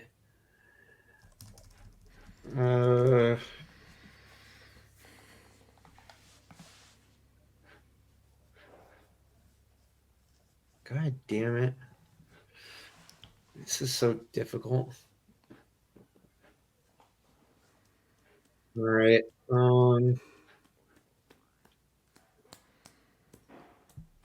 I'm looking for some anime Crunchyroll releases. That's kind of smart, actually. Yeah, it's not the worst idea in the world. There is none. That's why I mentioned it. Nothing that I think is coming out. Yeah, I mean that always seems to. The heck is that?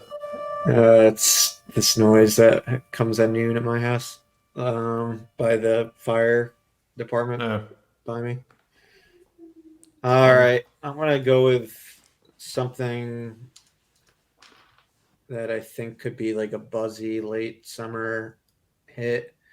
I'm gonna go with Blink Twice, another horror movie. Yeah, that was one of the ones I was referring to that I kind of wish I had seen the trailer. Yeah, the trailer only came out this week. It's Channing Tatum's in it. It's like a movie where they go to, it's like a rich person's island, and which I think could like draw like people talking about Epstein Island and shit like that, even though it's like has nothing to do with anything in relation to that.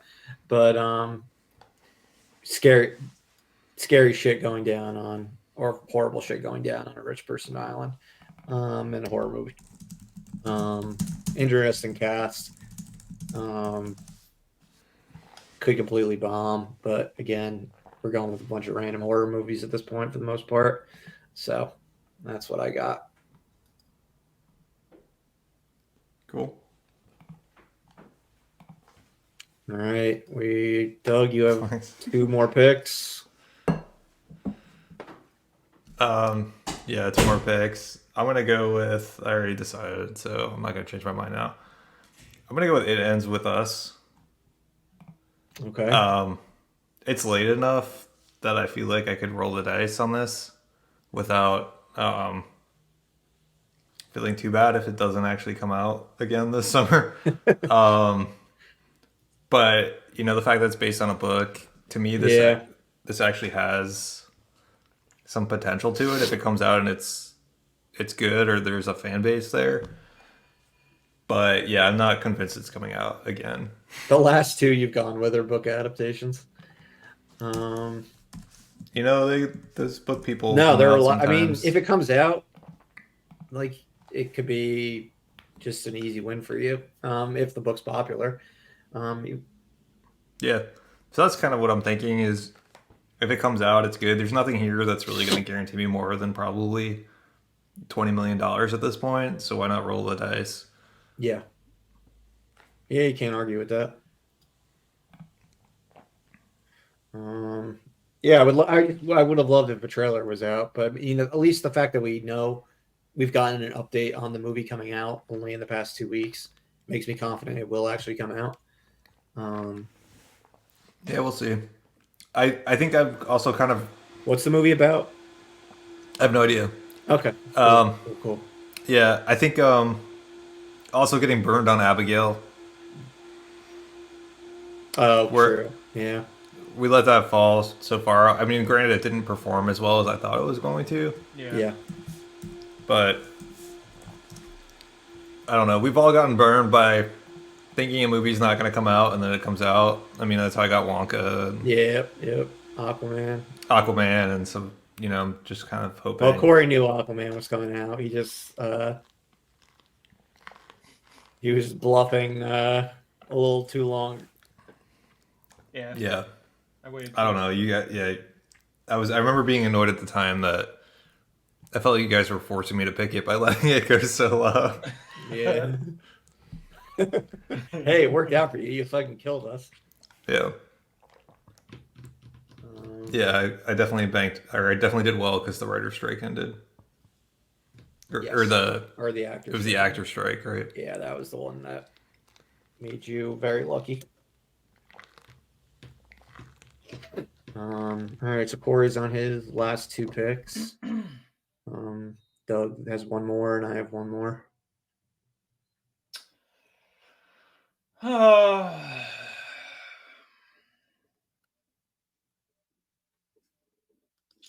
He's pondering. Yeah, this is. Do you have one? Do you have one that you're thinking about, or?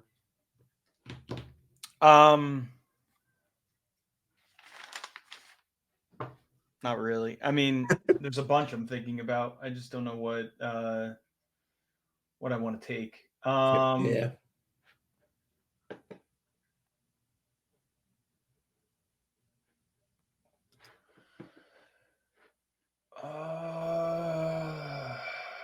Yeah, I mean, there's still like a lot that like on my list. Like there 1, 2, 3, 4, 5, 6, 7, 8, 9. 9 I'm considering for my last movie. But like I don't have like high hopes on What date are we going until? really any of them. Through movies that come out on August 30th. That's what I thought. Okay, so that's not gonna work. What were you thinking? Transformers 1. Oh yeah, that's what Mid September. Yeah. Trailer for that came out recently. Yeah. I didn't watch it yet, but I did hear about it. All right, so I think this movie's probably gonna bomb, but we'll see what happens. I'm gonna go with The Crow. Okay. And late summer action movie. I mean, it has a built-in audience at least. Yeah. True. I like the trailer. I know a lot of the people, like the Crow fans of the original, because it's so different. It's more like John Wicky this time. Seem to not like it, but I thought the trailer looked fun.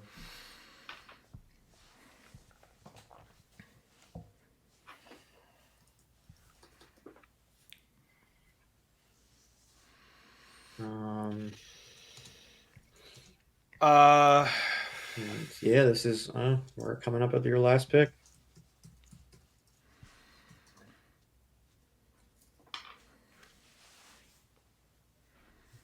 Scary. We're all on our last picks. It all comes down to, as we all know, it always comes down to this last pick of the draft that determines the winner. The movie that ends up making fucking $2 million. So exactly. So true. It's between what movies are going to make $5 million or maybe 8 to 10. Yeah, exactly. So I think I'm confident that, well, no, I'm semi-confident that this movie is going to make more than $5 million. And it's episode 1, The Phantom Menace. All right, we got our re-release. You had to do man, it just to get the re-release in there. I mean, based on what we have left, I think it will probably. It's so late, and I mean that's your thing is to draft re-releases. I mean, I feel like it was a no-brainer. And the fact that you got it with your last pick, I mean, that's perfect. The fact that you were able to get it so low, like a re-release, it's great. But yeah, no, I mean, it's got its established audience. It'll have its week. It has its May 4th. May the 4th be with you. Weekend. And they've done a lot to kind of. I feel like they've been pushing this more than Most. Return of the Jedi last year. And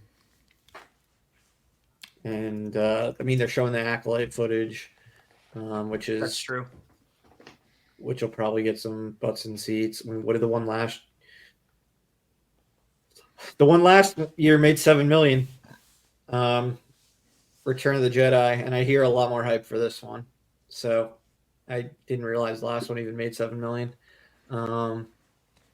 So yeah, I mean, this could end up being like anywhere between 10 and 20 million, maybe. This actually could be a pretty fucking solid pick.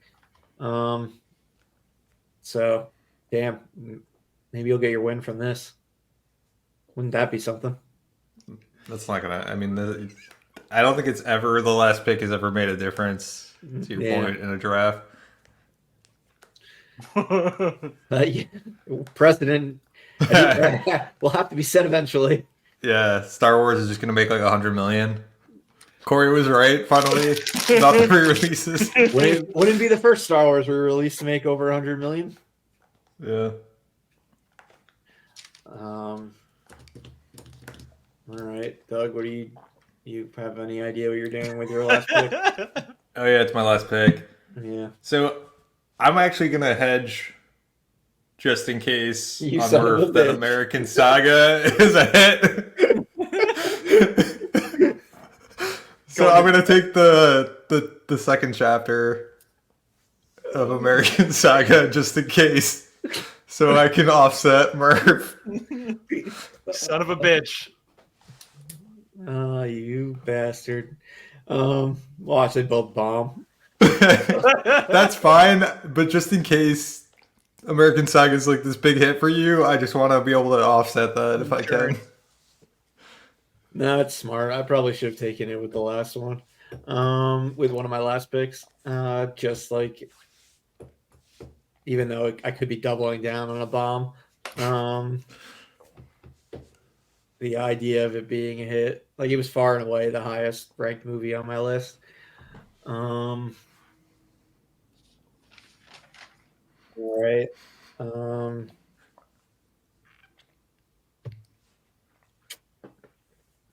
Oh boy!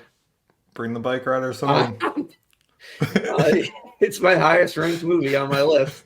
It was right below Horizon Part 2 on the list of my movies that were still remaining.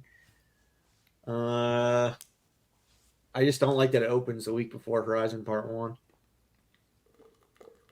And like it's definitely like the same type of audience.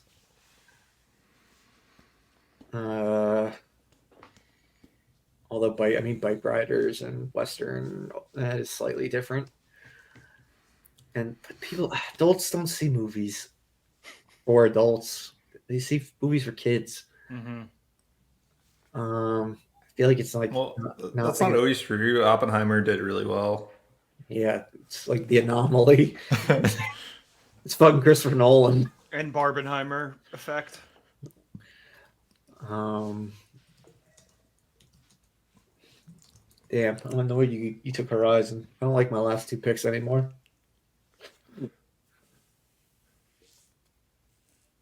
I didn't think you let me get it, so the fact that you did, I was just like, I gotta take it. Yeah, I mean, I still wasn't even sure if I was going to take it. Yeah, I mean, Just now that you did, I'm annoyed. Like, there's a good chance I wouldn't have taken it, but now that you Yeah. have taken it, I'm just like, God damn it. Because if the first one is a hit, then you probably negated it. Yeah, or the audience is going to be more hyped for that second part. I doubt that. I doubt it's going to bring on more viewers 6 weeks later. So they're like, I gotta know how it ends. Yeah, but except for there's apparently a chapter 3 and chapter 4 being made, so you're not finding out how it ends. Yeah. Yeah, I mean, I don't like this movie performing well, but like I said, it was a hedge against you. Yeah, so right now I'm between like 5 different horror movies, or like the Bike Riders. I feel like the horror movies.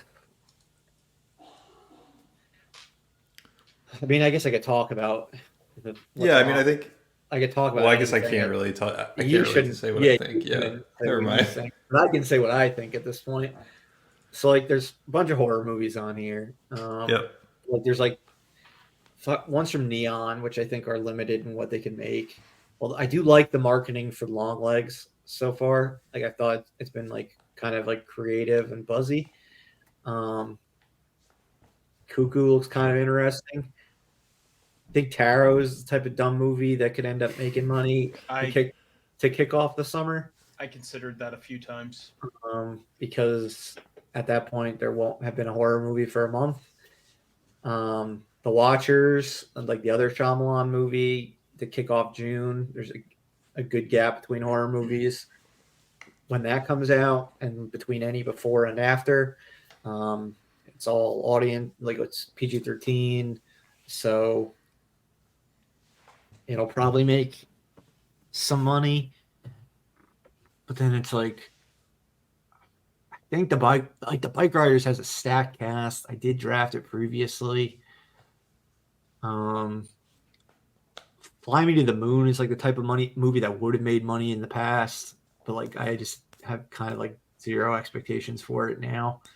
Watch it ends up being a hit. Amy Winehouse, you got like a music bio. Yeah, It's gonna make Did some well money for you last time. It's gonna make. I mean, I'm not expecting this to be I'm expecting this to be Bob like Marley. like a $20 to $30 million movie. I'm not expecting anything serious from it. Yeah. Kinds of Kindness, just off of Poor Things, but it's like I don't know how an anthology film is going to do. Can't even think of one that's ever been a hit off the top of my head. So those are all the movies that are on my like potential. Which one do I take? I think Tarot is also getting good reviews. It is too, isn't it? I did think I thought I saw that last night also when I was like shockingly solid looking at stuff. But the trailer looked interesting. It's definitely a movie I would go see. Yeah, like it's one I won't go see, which makes me Yeah, like that's where I'm at too. I don't think I would see that. I saw the trailer and I thought it looked dumb, but like it doesn't necessarily matter with like No, what I think looks doesn't. good and what other people think look good. So it's like, what do I do with this last stupid pick? Because I'm kind of feel like I'm making up for my last round with like 2 riskier picks. So like I kind of want to go with a guaranteed money. I just don't necessarily know what is guaranteed money. I have a thought, but obviously I won't say it. I'm not going to go after first. you pick. Yeah, like I don't think I'm going to go for something that has potential to break out. I think it could just straight up bomb. So I think I'm going to go with. Do I want to?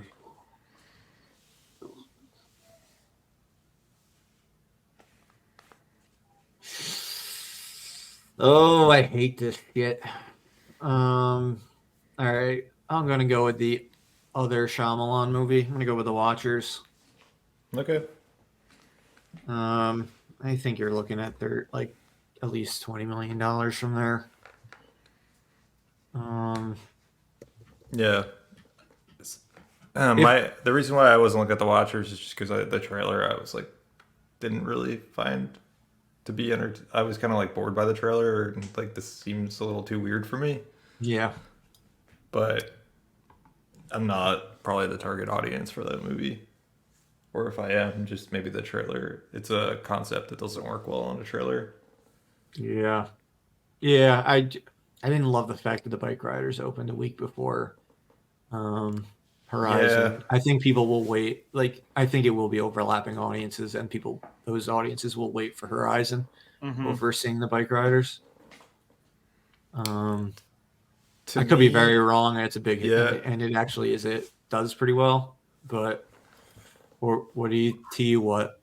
I was gonna say, to me, the bike riders floor I was thinking was around like 30 million. But I could see the bike. I could see the bike riders floor being fucking $10 million. I think it does better than that, but I don't know. Maybe I'm wrong. Maybe I'm like starting to buy into the hype on the bike riders, but to me, I thought the bike riders A year later.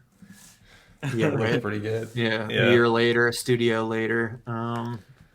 Yeah, I would have picked the bike riders if I wasn't trying to hedge you out, probably. Oh well. But yeah, I mean, I don't think, other than, I don't know what to expect from the Watchers, but if it's good, people will go see it. Yeah. It's the summer of Shyamalan, so. Yeah, I mean, I had to, like, we took the other Shyamalan one, so I'm like, all right, fuck it, why not? Might as well. So that's it. We did it. We got through the summer draft. It was a little bit painful once we got past the guaranteed hits, but yeah. We'll run through each one's real quick. All right, so for me, we've got Inside Out 2, Twisters, A Quiet Place, Day 1, the Garfield movie, Horizon, An American Saga, Chapter 1, Maxine, Blink Twice, and The Watchers. Don't love my second half.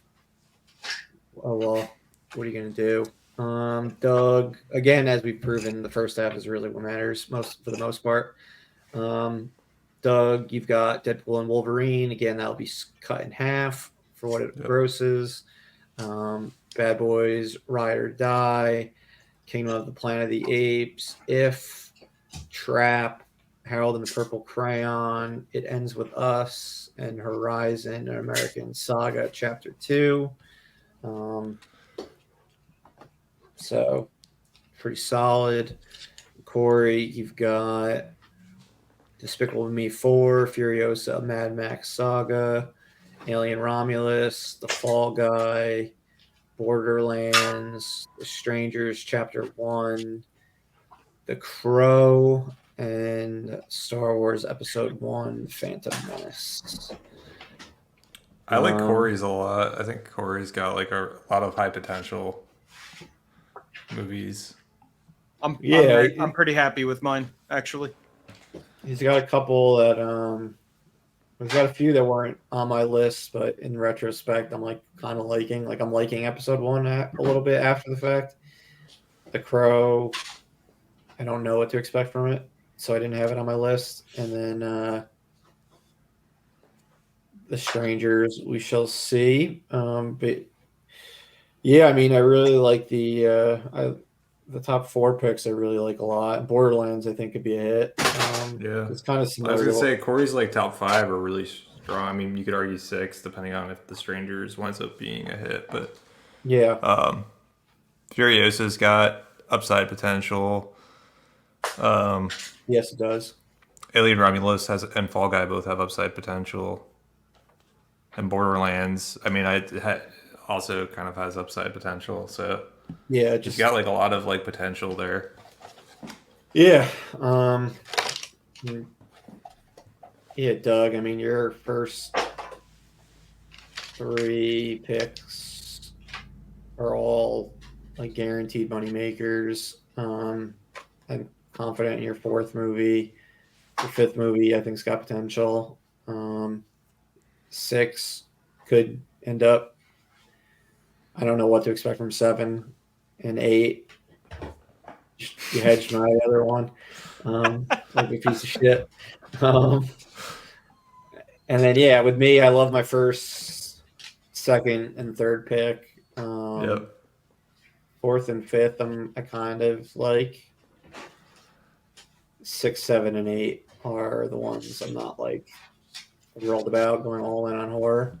I think they're all like kind of limited, and I actually kind of like the Watchers more than I like Maxine and Blink Twice, because it's going to be PG-13 and the others are going to be rated R.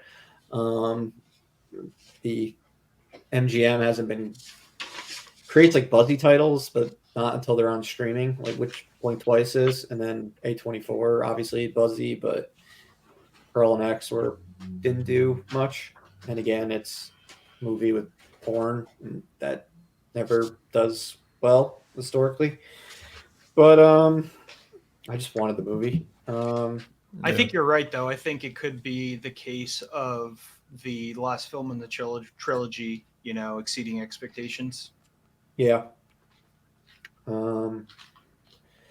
But yeah, I mean, none of our movie, like all of our movies after anything, I mean, basically everything after 10 is a crapshoot to a degree. I mean, if I'm confident about, but still like somewhat of a crapshoot. So we'll see. But we've got our picks locked in over the NFL draft weekend and WWE draft weekend. Now we got our draft done as well. So exciting stuff there. So that's all we've got today regarding our main topic. Thank you again for listening. Please follow us on Instagram, Facebook, X, like and subscribe, Spotify, Apple Podcasts, all that jazz. But then if you're interested in our winter spring box office pool, or just want to stick around and hear about some films and how they've been performing that have recently been released this season, just stick around for some quick end credit chatter. All right, guys, so let's talk real quick about the winter spring box office pool. Disaster. So yeah, I mean, I had a pretty admirable showing from Civil War, and a better than expected showing from Godzilla and Kong, or Godzilla Kong. But I'm done for at this point. 100 million behind Doug. Can't come back at this point. All my movies are done. All Doug's movies are done. He's still making some money from Ghostbusters and Dune. I'm not making enough from Civil War or Godzilla at this point. But I'm ultimately happy with my Civil War pick. That's at 45 million after last weekend, and Godzilla was at 170 after last weekend. So those were 2 solid picks. I just fucked up with picking Argyle in the first round, taking a dumb risk by doing that. I let Doug get 2 solid picks on having him being the number 1 pick, him being able to get Ghostbusters and Mean Girls in the wraparound. That was just an offensive thing to do, like offensive on my part, and I should have been playing defense and not trying to go for a breakout movie immediately. So lesson learned there. Because if that didn't happen, this would be a really close one probably between the 2 of us. But Doug's in first place with 537 million. I'm counting. I'm in second place with 430 million and counting. But this all comes down to Zendaya at this point. If Corey is going to overtake Doug after Abigail and the Ministry of Ungentlemanly Warfare, both had kind of middling debuts, both around like 10 million. Abigail had 10 million, and Ministry of Ungentlemanly Warfare at 9 million. So neither of those look like they'll be leggy movies. Kind of surprising with Abigail. I would have thought that I that was movie very would have performed surprised. better. Yeah, and it's a good movie, so that's a bummer. But I it heard doesn't. a lot of the reviews people seem to be, and I don't know how you would have sold the movie otherwise, but like said it would have been really cool had they not revealed I the I've heard fact. that as well. I agree. I think it probably would have. But I also say, how do you market the movie? Like, Right. Yeah, I don't know. how do you market to Do you horror just movie make it? fans? Because that's who Do you you have to just pre- market it to. do you just pretend like it's a heist type movie, like movie Kidnapping with this girl movie, trying to a survive, kidnapping gone wrong. Like, and then just like would have hi- been, maybe that creates buzz. Like, yeah, and every obviously this is retrospect now. We're like retrospectively looking at it. I mean, seeing how it performed, it probably couldn't have hurt to try to do that instead. yeah, exactly. But you don't know. It's kind of like And like people in the know, like we would have already known, like it's a play on Dracula's daughter, so like it would have got, but like general audiences, I guess, would have been surprised. yeah, it'd be almost like, and I don't know if I think they didn't hide it in the marketing, but it would be almost like if like Dusk Till Dawn, Uh-huh. Yeah. like you It's like don't know that halfway. that's a It's like vampire. practically halfway into the movie before like a vampire movie. Yeah. So if you Abigail is kind of like 30 minutes into the movie before like it's clear that it's a vampire movie. okay, So yeah, they could have gone in a similar direction. But even in the, I don't remember the marketing for From Dusk Till Dawn, but I'm pretty sure they Neither do I. advertised that it was a I vampire think they movie. did advertise that it was a vampire movie, Yeah, but it'd be it would have been kind of cool if they didn't. But it would have. anyway, yeah. But yeah, I mean, it's looking like Challengers has a $15 million opening weekend in it based on what we're seeing so far. So, I mean, if that's the case, it needs to be it needs legs as long Leggy as as hell. Zendaya's like own legs in order to make the $300 million gap that is basically between Doug and Corey right now. Doug's got 200, or Corey's got 268 million as after last weekend, and like we said, Doug has 537 million. So it's looking like it's probably ending in the rankings that it's at now of Doug, Murph, and Corey. It just comes down to what they all come down. So after our next episode, we'll have an idea if Challengers has ungodly legs, or if we're closing this pool up and Doug is officially our winner. But it's looking like Corey made the same mistake I did in gambling on a movie with his back-to-back opening picks before it went back to Doug. In retrospect, I should have taken Ghostbusters or Mean Girls with one of my other picks, and Corey should have taken the other one, and things would have been ultimately and let Argyle and Challengers go later. I really thought I thought I mean, I guess we'll see, but I really thought Challengers was going to come out like a lot stronger. Yeah, I mean, I saw it. It's a fun movie, a really good movie, but it's going to be like a cult classic if it doesn't end up giving legs in theaters. It's going to be an award movie at the end of the year. Also, is my prediction, but it doesn't. It's not necessarily, I think, the type of movie that is going to make much money in theaters. So yeah, some lessons learned with this one. I mean, shockingly enough, Corey, your biggest success was your last pick of the draft. We've been joking about last picks, but you drafted the Beekeeper with your last pick, and that's your second biggest movie of the season. Yeah. Oh yeah, So- I guess we That were movie wrong made it. about. So last picks it didn't make a difference because Corey's going to be in last place. Yeah. But it could have made a difference if you didn't draft the 3 Pixar movies, which combined to $3 million.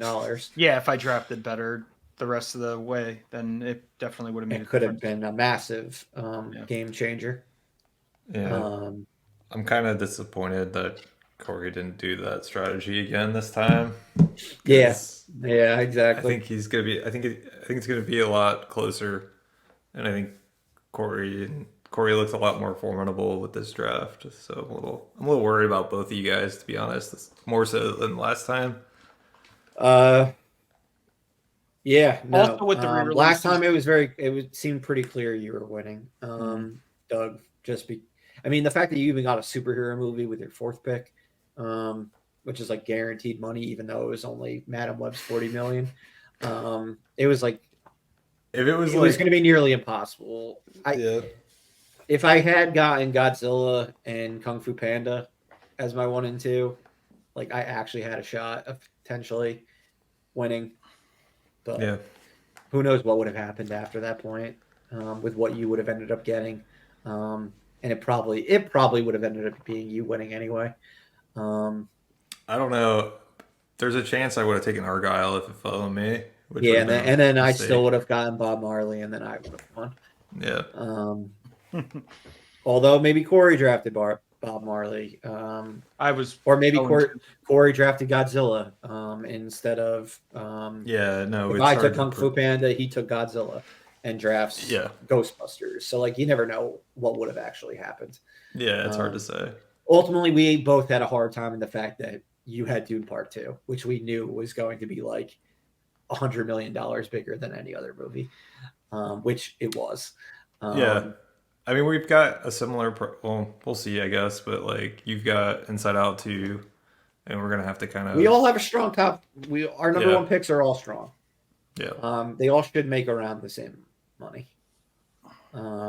So it might actually come down to these later picks where they were a bunch of fucking crapshoots. In which case, Corey probably has the edge, maybe with the second half, or maybe Doug, maybe you do. I can't wait for Horizon to maybe- be just like a big hit. I'll hate you so much. No, I would love if the first one's like a massive success, but it sucks, and then the second one nobody goes and sees. Yeah. Wait a So- second. Why don't I just wait for this to hit Max? Why am I paying for a second movie this summer? Yeah. That's but, probably true. I didn't realize there was like 6 chapters. So As far as I know, it's 4. But we don't know when 3 and 4 are coming out. So yeah. we'll see. It debuts at Cannes. I forgot about that. So if it gets terrible reviews there. That's usually the kiss of death is debuting at Cannes.